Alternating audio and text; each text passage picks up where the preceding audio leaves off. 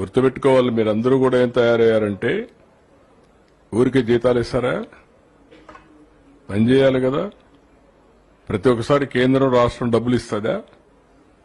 ఏనయ్యా మీరే public sector లో ఉందని బెదిరిస్తా కూర్చుంటే ఎంచో పైన ప్రతి ఒక్కరు ఇదే మరి మీరు క్వశ్చన్స్ అడుగుతా ఉంటే అన్ని ఎందుకు లాభాలు ఉన్నాయి, ఇక్కడ నష్టం ఎందుకు వస్తా ఉంది? నేను కూడా 3 నెలలకు ఒకసారి రివ్యూ చేస్తున్నా. మీరు కూడా గుర్తుపెట్టుకోవాలి, పని చేయాలి. పని చేయకపోతే ఎన్నిసార్లు గవర్నమెంట్ ఎక్కడైంది డబ్బులు తెచ్చిస్తామంటే ఇది ట్యాక్స్ పేయర్స్ మనీ కదా. ఇది ఎఫిషియన్సీ ఉండాల్సిన పని లేదా? ఆంధ్రుల హక్కు, విశాఖ ఉక్కు.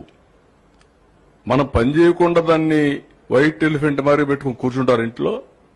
పని చేయించాలి, మనం కూడా పని చేయాలి. కష్టపడక్కర్లేదు. దాన్ని సిస్టమేటిక్ గా రన్ చేసి ప్రొఫెషనల్ గా రన్ చేస్తే అది వైబుల్ అవుతుంది ఆటోమేటిక్ గా. ఎవరు చెప్పారయ్యా నీకు? ఎవడు చెప్పాడు?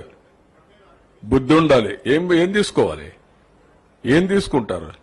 12,000 కోట్లు ఇస్తే ఏం తీసుకుంటారు? నీకు వచ్చి మీ ఇంటికి వచ్చి చెప్పాలనా? నేను ప్రైవేటైజ్ చేయనని ఎన్ని గంటలు చెప్పాలి? తమాషాగా ఉంది మీకు. నేను కూడా చూస్తున్నాను కొంతమందిని కావాలని ఏదో కలబెడతానే ఉండాలని కలబెడతా ఉంటారు. వాళ్ళకి ఏం పని లేదు.